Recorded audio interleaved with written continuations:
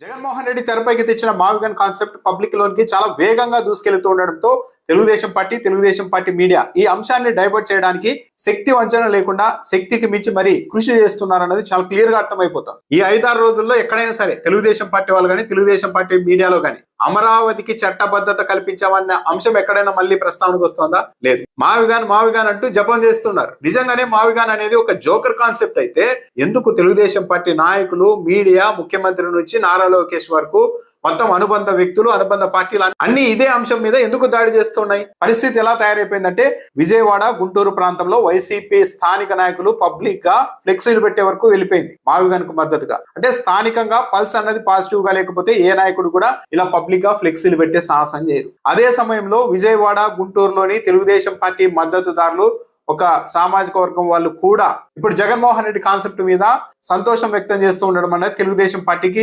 జీర్ణించుకోలేని అంశంగా మారిపోయింది. ఆ అమరావతిలోనికి మేము అడుగు పెట్టేది లేదు, పోయేది లేదు. ఒకవేళ ఇలాగే జగన్మోహన్ రెడ్డి చెప్పినట్లు మచిలీపట్నం, విజయవాడ, గుంటూరు కారిడార్ ని డెవలప్ చేస్తే మా ప్రాంతం అంతా డెవలప్ అవుతుంది, వ్యాపారాలు కూడా పుంజుకుంటాయి, అంతా బాగుంటుంది అని వాళ్ళు అలాంటి ఆలోచన వ్యక్తం చేస్తూ ఉండడం తెలుగుదేశం పార్టీ జీర్ణించుకోలేకపోతుంది. ఈ మావిగన్ కాన్సెప్ట్ ను నేరుగా వ్యతిరేకించే సాహసం కూడా తెలుగుదేశం పార్టీ చేయలేకపోతుంది. చంద్రబాబు నాయుడు గారు ఏం చెప్తూ ఉన్నారు? అవును, మావిగన్ అనేది సిఆర్డీఏ పరిధిలోనే ఉంది కదా, మేమే చేస్తున్నాం కదా అని చెప్తున్నారు. కానీ జగన్మోహన్ రెడ్డి ప్రతిపాదించిన మావిగన్ కు చంద్రబాబు నాయుడు గారి 29 గ్రామాల అభివృద్ధికి చాలా తేడా ఉంటుంది, లక్షల కోట్ల తేడా ఉంది. అయితే ఈ వ్యవహారాన్ని డైవర్ట్ చేయడానికి తెలుగుదేశం పార్టీ ఒక పద్ధతి ప్రకారం రంగంలోకి దిగి హైకోర్టులో న్యాయమూర్తి జస్టిస్ భట్టు దేవానంద్ గారు కొన్ని వ్యాఖ్యలు చేశారు సోషల్ మీడియా పోస్టుల మీద. వాటినే ఈ రోజు తెలుగుదేశం పార్టీ పత్రికలు బ్యానర్ ఐటంగా ప్రకటించేసి వైఎస్ఆర్ కాంగ్రెస్ పార్టీ మీద మళ్ళా బురద జల్లే ప్రయత్నం చేశారు. అయితే విచిత్రం ఏంటంటే వైఎస్ఆర్ కాంగ్రెస్ పార్టీ వాళ్ళు మాత్రమే ఇలాంటి వ్యాఖ్యలు చేస్తూ ఉన్నారా? తెలుగుదేశం పార్టీ వాళ్ళు ఇప్పుడు కూడా చేస్తున్న వ్యాఖ్యలు, దాడులు, వీటి గురించి ఎందుకు కోర్టుల దృష్టికి వెళ్ళలేకపోతుంది? ఎవరు తీసుకెళ్లడం లేదా?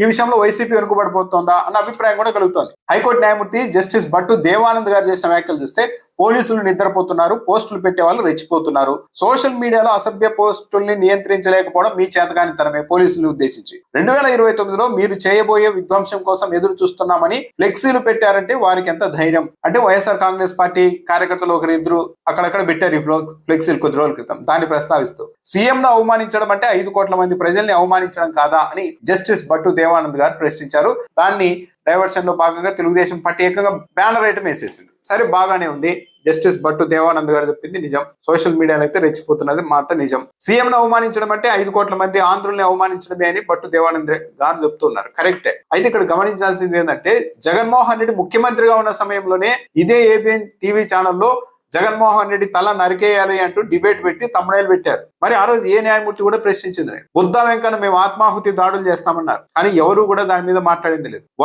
వర్మ తల నరికిదేస్తే 5 కోట్ల రూపాయలు ఇస్తామని బహిరంగంగా డిబేట్ లో తెలుగుదేశం పార్టీ వాళ్ళు ఆఫర్ ఇచ్చారు. తల నరకడం ఏంది, 5 కోట్ల ఆఫర్ ఇవ్వడం ఏంది, పబ్లిక్ గా ఇవ్వడం ఏంటి అని ఎవరైనా ప్రశ్నించారా? లేదు. జగన్మోహన్ రెడ్డి ముఖ్యమంత్రిగా ఉన్న సమయంలోనే జగన్మోహన్ రెడ్డిని, ఆయన సతీమణి వైఎస్ భారతి గారిని, వాళ్ళ పిల్లల్ని ఎంత అనుచితంగా మార్ఫింగ్ వీడియోలతో, ఫోటోలతో ఎంత దాడి చేసింది తెలుగుదేశం పార్టీ? ఏ రోజైనా మాట్లాడారా ఎవరైనా సరే? ఈ రోజు కూడా తెలుగుదేశం పార్టీ అనుబంధ వ్యక్తులు చంద్రబాబు నాయుడు గారిని పుట్టినరోజు సందర్భంగా కలిసి చంద్రబాబు నాయుడు గారి చేతుల మీదుగా స్వీట్లు తినిపించుకునేంత చనువు ఉన్న కొందరు వ్యక్తులు యూట్యూబ్ లోకి చొరబడి ఈ రోజుకి కూడా వైసీపీ మహిళా నాయకురాలను ఉద్దేశించి ఇష్టానుసారం మాట్లాడుతున్నారు కదా కొంతమంది యూట్యూబర్లు, తెలుగుదేశం పార్టీ నాయకులే. మరి వాళ్ళ గురించి ఎక్కడైనా చర్చ ఉందా? ఎప్పుడో ఎవరో ఒక వ్యక్తి ఒక ఫ్లెక్సీ పెట్టారని న్యాయస్థానం ఇంత సీరియస్ గా స్పందిస్తోంది, స్పందించాలి కూడా, తప్పు. కానీ కళ్ళ ముందే ఇన్ని జరుగుతూ ఉన్నాయి కదా. రాధాకృష్ణ గారు ఏకంగా వైఎస్ఆర్ కాంగ్రెస్ పార్టీ నాయకులకు సంబంధించిన భార్యల్ని మొత్తం అవమానించేలాగా అత్యంత నీచంగా మాట్లాడారు కదా. అది తప్పు కదా. పత్రికలు నడుపుతున్నారు, మీరు సమాజానికి మంచి చేయాల్సిందిపై మీరే ఇలా దిగజారిపోవడం ఏంటని ఎవరైనా ప్రశ్నిస్తూ ఉన్నారా ఈ రాష్ట్రంలో? అదే టీవీ ఛానల్లో మొన్న ఒక జర్నలిస్ట్ ఏం మాట్లాడుతున్నారు? వైఎస్ఆర్సీపీ చేస్తున్నది బ్రోతలిజం అన్నారు. అదేం భాష అని ఎవరైనా మాట్లాడుతున్నారా? పొలిటికల్ పార్టీని కించపరచడం తప్పు కదా అంటున్నారా ఎవరైనా కానీ? అసలు ఎన్నికలకు ముందు నారా లోకేష్ గారు రెడ్ బుక్ అందరినీ అరెస్ట్ చేస్తా, వాళ్ళ తాట తీస్తా, తోలు వలుస్తా రకరకాలుగా మాట్లాడుతూ వచ్చారు కదా.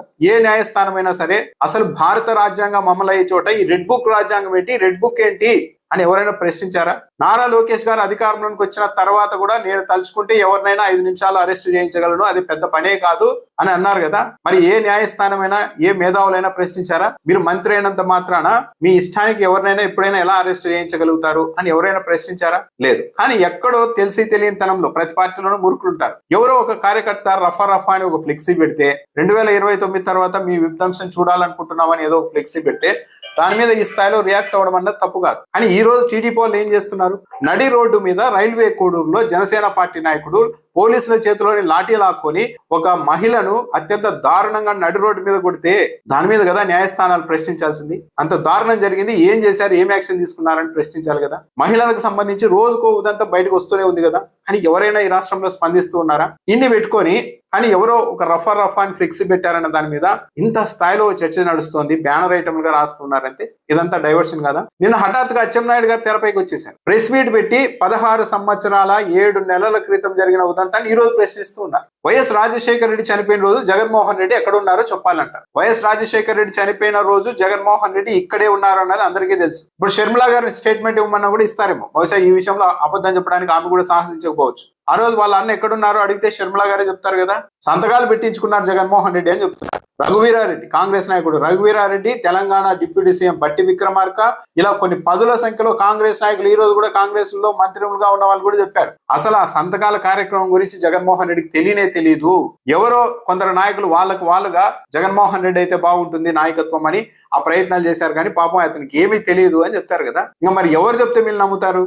తెలుగుదేశం పార్టీ వాళ్ళు 16 ఏళ్ల 7 నెలల క్రితం ఉదంతాన్ని ఈ రోజు ప్రస్తావిస్తూ జగన్మోహన్ రెడ్డి ఆ రోజు ఎక్కడున్నారు చెప్పండి అని అచ్చెన్నాయుడు గారు ఎందుకు ప్రశ్నిస్తున్నారు? ఎందుకంటే చాలా సింపుల్. ఈ మావిగాన్ అనే కాన్సెప్ట్ నుండి ఎలాగైనా డైవర్ట్ చేయాలి. ఇలా వివాదాస్పదమైన అత్యంత దారుణమైన వ్యాఖ్యలు చేస్తే వైసీపీ వాళ్ళు కూడా రెచ్చిపోయి ఆ మావిగాన్ కాన్సెప్ట్ అన్న దాని నుండి పక్కకు వచ్చి ఇదిగో ఇలా పరస్పరం బూతులు తిట్టుకుంటూ ఉండే వ్యవహారంలోకి వచ్చేస్తే బాగుంటుంది అన్నది తెలుగుదేశం పార్టీ వాళ్ళ ఆలోచన. షర్మిలా గారు కూడా ఎంటర్ అయ్యారు. స్పేస్ లేదు యాక్చువల్లీ అక్కడ, కానీ ఆమె ఒక స్పేస్ సృష్టించుకొని మరి వాళ్ళ అన్న మీద అనుచితంగా దాడి చేశారు. వైఎస్ రాజశేఖర రెడ్డి గారి చారిత్రాత్మక పాదయాత్ర మొదలైన సందర్భంగా ఒక ట్వీట్ చేసిన షర్మిలా గారు అందులో కూడా మావిగన్ పేరుతో జగన్మోహన్ రెడ్డి జోకర్ అయ్యారంటూ ఒక వ్యాఖ్య రాశారు. ఈమె ఎందుకు వచ్చారు హఠాత్తుగా అంటే ఈ మావిగన్ కాన్సెప్ట్ నుంచి డైవర్ట్ చేయడం అనేది సాధ్యం కావడం లేదు. రాధాకృష్ణ గారు వైఎస్ఆర్ కాంగ్రెస్ పార్టీ నాయకుల సతీమణుల మీద అత్యంత దారుణమైన వ్యాఖ్యలు చేసినా సరే ఈ మావిగన్ కాన్సెప్ట్ అనేది డైవర్ట్ కావడం లేదు. అచ్చెన్నాయుడు గారు ప్రెస్ మీట్ పెట్టి 16 ఏళ్ల 7 నెలల క్రితం జరిగిన వ్యవహారం పైన ఇప్పుడు ప్రశ్నలు సంధిస్తూ ఉన్నా డైవర్ట్ కావడం లేదు. అందుకే షర్మిలా గారు వచ్చారు. మరీ విచిత్రంగా సిపిఎం సీనియర్ నాయకుడు బివి రాఘవులు గారు కూడా స్పందించారు. జగన్మోహన్ రెడ్డి చేతనైతే అమరావతికి సహకరించు, లేకుంటే సైలెంట్ గా కూర్చో, గన్నులు తూటాలు అంటే అడ్డుపుల్లు లేదన్నారు. జగన్మోహన్ రెడ్డి గన్నులు తూటాలని ఎక్కడ మాట్లాడారు రాఘవులు గారు? మామూలుగా సాధారణంగా కమ్యూనిస్టు నాయకులు దోపిడీకి వ్యతిరేకంగా, పెట్టుబడిదారీ కేంద్రీకృత వ్యవస్థలకు వ్యతిరేకంగా పోరాటం చేస్తూ ఉంటారు. కానీ అమరావతిలో ఒకే చోట 2 లక్షల కోట్ల రూపాయలు తీసుకెళ్లి కేవలం మౌలిక సదుపాయాలకి కుమ్మరిస్తూ ఉన్నప్పుడు రాష్ట్రం మొత్తం దెబ్బతింటుందని జగన్మోహన్ రెడ్డి గారు చెప్తూ ఉంటే సగటు సామాన్య కమ్యూనిస్టు నాయకులు ఎవరైనా సరే ఏం చెప్తారు? కరెక్టే కదా, ఒకే చోట అంత సంపదను తీసుకెళ్లి మీరు ఎలా పోస్తారు అని చెప్తారు. కానీ రాఘవులు మాత్రం నీకు చేతనైతే అమరావతికి సహకరించు, లేకుంటే ఊరికే ఉండు అంటున్నారు. అంటే దానికి అడ్డుపడకూడదు, అక్కడ కేంద్రీకృతం కావాలన్నట్టుగానే రాఘవులు గారు కూడా మాట్లాడుతూ ఉన్నారు. పైగా డైవర్ట్ చేయడానికి తూటాలు గన్నులు అని జగన్మోహన్ రెడ్డి మాట్లాడినట్టుగా రాఘవులు గారు కూడా మాట్లాడుతున్నారు ఈ సందర్భంగా. చివరకు కమ్యూనిస్టుల పత్రిక అయిన ప్రజాశక్తి పత్రికలో కూడా అమరావతి పేరుతో జరుగుతున్న వ్యవహారాలపైన పెద్ద ఎత్తున నెగిటివ్ స్టోరీలు రాస్తున్నారు, విమర్శిస్తూ ఉన్నారు. కానీ రాఘవులు గారు మాత్రం అమరావతి నడవాల్సిందే, మీరు మరో ఆలోచన చేయడానికి వీలు లేదు అని చెప్తున్నారంటే దీన్ని ఏమనుకోవాలి? సిపిఎం రాఘవులు గారు జగన్మోహన్ రెడ్డి గారికి ఇస్తున్న సలహా ఏంటి? అమరావతి పేరుతో చంద్రబాబు నాయుడు గారు ఏం చేస్తున్నా సరే అడ్డుపుల లేకుండా సహకరించండి అని ఇండైరెక్ట్ గా చెప్తున్నారు. సరే ఈ 33,000 ఎకరాలతోనే ఈ అమరావతి ఆగే కథ ఉందా? కనీసం సరే వైఎస్ఆర్ కాంగ్రెస్ పార్టీని పక్కన పెడితే ఒక అఖిలపక్ష సమావేశాన్ని నిర్వహించి కనీసం రాఘవులు లాంటి పెద్ద మనుషులతో అయినా సలహాలు తీసుకున్నారా చంద్రబాబు నాయుడు గారు? తీసుకోవడం లేదు. మరి అలాంటప్పుడు రాఘవులు గారు ఎందుకు సమర్థిస్తున్నారు? ఈ అమరావతి అనే వ్యవహారం ఈ 33,000 ఎకరాలతో ఆగేదేనా? ఈ ఏడాది జనవరి 25వ తేదీన ఈనాడు పత్రికలో ఏం రాశారో రాఘవులు గారికి తెలియదా? ఇంకో 1,75,000 ఎకరాలు ల్యాండ్ పూలింగ్ చేయాల్సి ఉంటుందని రాశారు కదా, అలాంటి ప్రణాళిక ఉందని రాశారు కదా. ఇప్పటికే లక్షల కోట్ల రూపాయలు అక్కడ ఖర్చు చేయాల్సిన పరిస్థితులు ఉంటే ఇంకో 1,75,000 ఎకరాలు కూడా సేకరించే ఆలోచనలు ఉన్నాయని ఈనాడు పత్రిక రాసినప్పుడు రాఘవులు గారు దాన్ని ఖండించాలి కదా, వ్యతిరేకించాలి కదా. ఎవరి ఆమోదం, ఎవరి అభిప్రాయాలు తీసుకున్నారని మరో 1,75,000 ఎకరాలు తీసుకోవడానికి సిద్ధపడుతున్నారు అంటే చంద్రబాబు నాయుడు, వారికి సంబంధించిన మనుషులు వారి లాభాల కోసం, స్వప్రయోజనాల కోసం, సొంత ఆలోచనలతో ఎలాంటి నిర్ణయాలు తీసుకున్నా సరే ఈ రాష్ట్రంలో ఎవరూ ప్రశ్నించకుండా సహకరించాలి అని సిపిఎం నాయకులైన రాఘవుల్ లాంటి వారు కూడా చెప్తూ ఉన్నారంటే ఈ రాష్ట్రంలో పరిస్థితి ఏంటి ఇప్పుడు? ఎక్కడా కూడా మావిగన్ అనే అంశంలోనికి లోతుగా వెళ్ళనివ్వకుండా పబ్లిక్ ని నారా లోకేష్ గారి ట్వీట్ కూడా అదే. మా అంటే మచిలీపట్నం కాదు మాయా, విజయవాడ అంటే వి అంటే విజయవాడ కాదు విధ్వంసం, గు అంటే గుంటూరు కాదు గన్ కల్చర్ అని మాట్లాడుతున్నారు. అంటే ఆ ప్రాంతం అభివృద్ధి చెందితే గన్ కల్చర్ వస్తుంది కాబట్టి మీరంతా అభివృద్ధికి దూరంగా ఉండండి, 29 గ్రామాల్లో మాత్రమే అభివృద్ధి చేస్తేనే మంచి కల్చర్ ఉంటుందని నారా లోకేష్ గారు డైరెక్ట్ గానే చెప్తున్నారు. సో ఈ స్థాయిలో ఈ అంశాన్ని డైవర్ట్ చేయడానికి అయితే ప్రయత్నిస్తున్నారు. కానీ మావిగన్ కాన్సెప్ట్ అన్నది ఆ పేరు మీద ట్రోలింగ్ నడిచింది. కానీ ఇప్పుడు కొంతమంది ఆ రోజు ఆ పేరు ప్రకటించిన తర్వాత విమర్శలు చేసిన వాళ్ళు కూడా ఈ రోజు ఏం మాట్లాడుతున్నారు సోషల్ మీడియాలో గమనించండి. మావిగన్ అనేది మంచి ఆలోచనే, కానీ ఆ పేరు అన్నది చాలా మందికి నచ్చలేదు, ఓ త్రివేణి అలాంటి పేరు పెట్టి ఉంటే బాగుండేది అని అంటున్నారు. అంటే వాళ్ళకు కూడా వాస్తవం అర్థమైంది. అయితే త్రివేణి అని పేరు పెట్టినా సరే ఇప్పుడు తెలుగుదేశం పార్టీ మీడియాకి మావిగన్ కాన్సెప్ట్ మీదే విద్వేషం ఉన్నప్పుడు ఇంకో పేరు పెట్టిన ఇంకో విధంగా ట్రోల్ చేస్తారు. త్రివేణి అని పెడితే జగన్మోహన్ రెడ్డి రాజధానిని నదుల్లో కలిపేస్తానని చెప్తున్నారని కూడా ప్రచారం చేస్తారు. ప్రచారం చేయాలనుకున్న వాళ్ళకి, వక్రీకరించాలనుకున్న వాళ్ళకి తెలుగు భాషలో ఎన్నో పదాలు ఉంటాయి. సో ఇది మొత్తం ఓవరాల్ గా చూస్తే మావిగన్ కాన్సెప్ట్ మీద ఏమాత్రం ప్రచారాన్ని నడవకూడదు, అదే చర్చే నడవకూడదు. చర్చ నడిస్తే ఇరుక్కుపోతాం.